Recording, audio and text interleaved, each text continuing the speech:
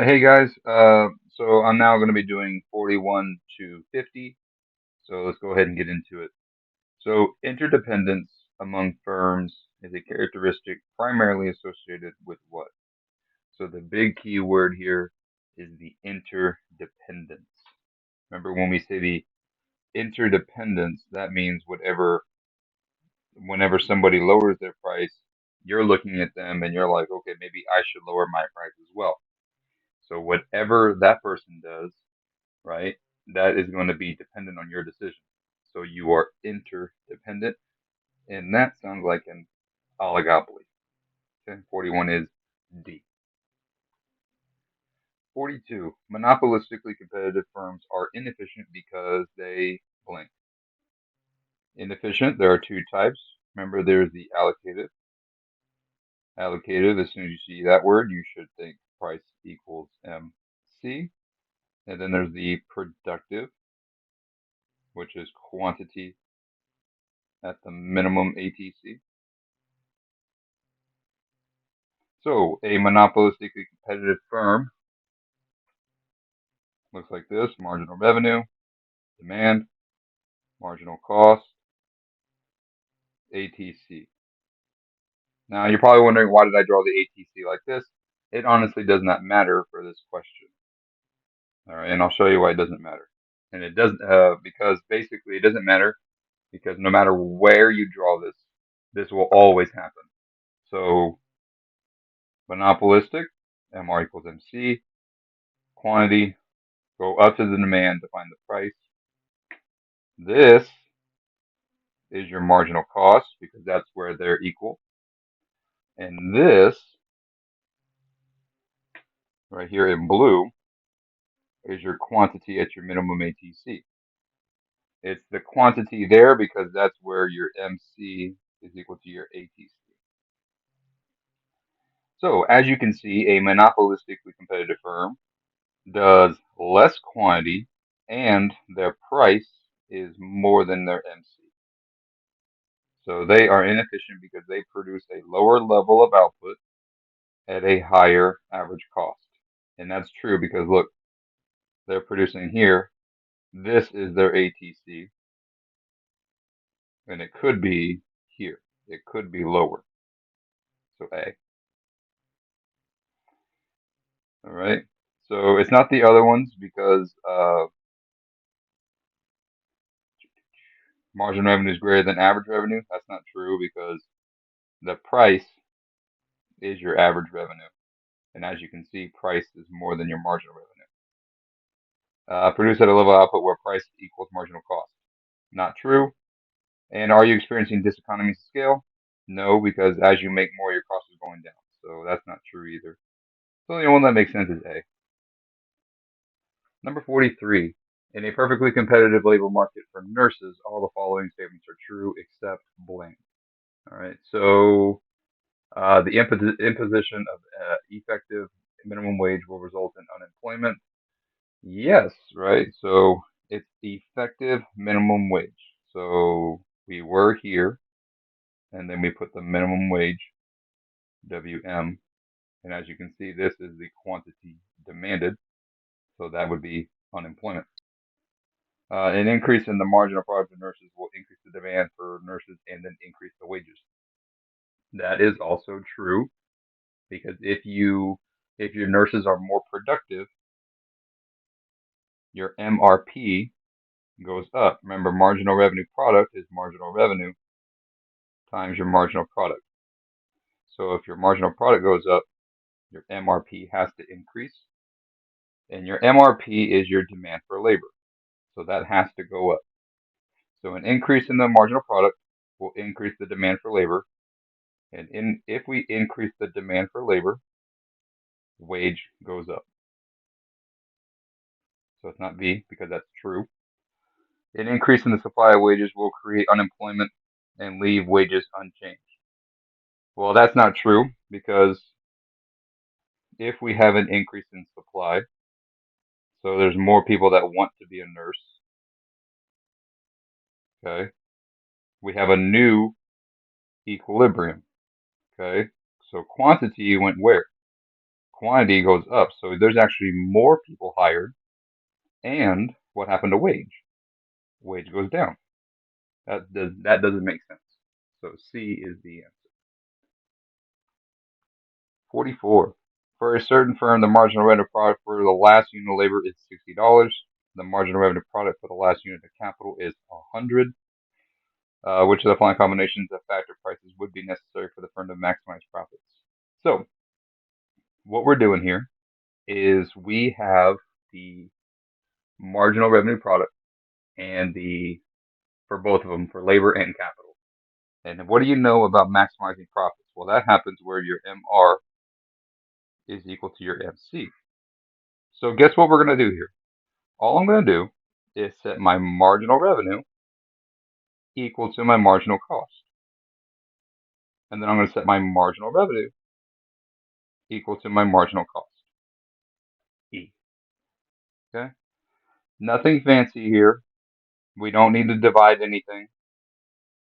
Okay? Because we're trying to maximize profits. And all we're doing is marginal revenue and your marginal cost, which is the price of labor and the price of capital. Okay? 45. In the United States, the federal government redistributes income primarily by, okay, so redistribute means that you have two people, okay, and the government comes in and they take money and they give it to somebody else. So they redistribute. So how can they do that? Well, the US, what they'll do is when they take money from somebody, that sounds like a tax. So we're going to have taxing different levels of income at different rates. This little word here, progressive, is exactly what that means. If you make more money, so more income, more taxes. That's what progressive means. Number 46. The diagram above shows an economy's current production possibilities curve for capital goods and consumer goods. If society chooses point B over point A, society is choosing what? Okay, so let's look at the answer choices and see which one makes sense. So A, they are choosing more future consumption in exchange for less current consumption. So let's see if that's true. Are you doing less consumption today? Yes, because we're going down to B, so you're doing less current consumption. If you buy less today, could you buy more tomorrow? Yes. So this could be true. Are you doing more capital goods for less future consumption? It's not that. It's not less future consumption. It's less current consumption. So it's not B. You're doing more current and more future and more current. Well, we just said you're doing less current. So it's not that. Are you doing less future consumption in exchange for more current consumption? Nope. We just said it's less. And are you doing less current capital? Nope. You're actually doing more capital. So it's going to be A, the only one that makes sense here. Number 47. Which of the following is true in the elastic range of a firm's demand curve? So we're looking at the choices here, and we see profits, we see cost, and we see revenue. So anytime we're dealing with elasticity and revenue, you should be thinking of this graph here, okay? And it's on the elastic range, so that means on the left side. And so, do we know about your profits? Okay, well, the only thing we know is your demand curve, and it's elastic. So we don't know your cost. Since we don't know your cost, we don't know your profits. Okay? Same with this one. We don't know your cost here. The only thing we know is price, quantity, total revenue. That's the only thing we know based off of elasticity and demand. So, part C says, letter choice C says the decrease in price will likely increase total revenue. Well, if price goes down, quantity goes up. So if quantity is going up on the elastic side here, on the left side, what's happening to total revenue? Well, I get on my skateboard, right, as I'm increasing quantity, and then all of a sudden, what happens to total revenue? Total revenue starts to go up. So a decrease in price will likely increase the total revenue. Now, margin revenue is negative. No, because what's happening to total revenue? Total revenue is increasing. So margin revenue is positive. Is your total revenue maximized? No, your total revenue is maximized at unit elastic. Okay. So 47 is C. Number 48. The supply curve for automobiles will shift to the left in response to blend. So what's going to shift the supply curve to the left? We're going to have an increase in the input prices. We could have an increase in the wages. We could have an increase in the taxes. We could have a natural disaster. We could have any one of these things that are going to be decreasing the supply. And the only one that makes sense here is B. Okay. If we do the efficiency of technology, that supply goes up. If we decrease the number of consumers, that's demand. If we decrease the interest rates for automobiles, right, guess what? Can you invest more in automobiles? Yes. So that could be an increase in supply, or it could be an increase in demand. Either way, your supply is not going down. And then finally, a decrease in your income would be a demand. So 48 is B because it's the only one where supply will go to the left. 49. An increase in which of the following will most likely result in a long-run surplus of a product. Surplus, in this case, means that your quantity supplied is more than your quantity demanded. So which one says that your quantity supplied is going to be more than your quantity demanded? Well, it's not going to be the number of suppliers for a product, right? Because if you increase your supply, right, you have a new equilibrium. But what if you put a price above the equilibrium? Well, that would be this case. And here we have the quantity supplied and the quantity demanded. So this right here is your surplus. So B. 50. Suppose that a consumer purchases two goods, X and Y, and that margin utility of X is MUX, total utility of X is TUX, margin utility of Y is MUY, and the total utility of Y is TUY. If the prices of X and Y are PX and PY, which of the following expressions defines consumer equilibrium?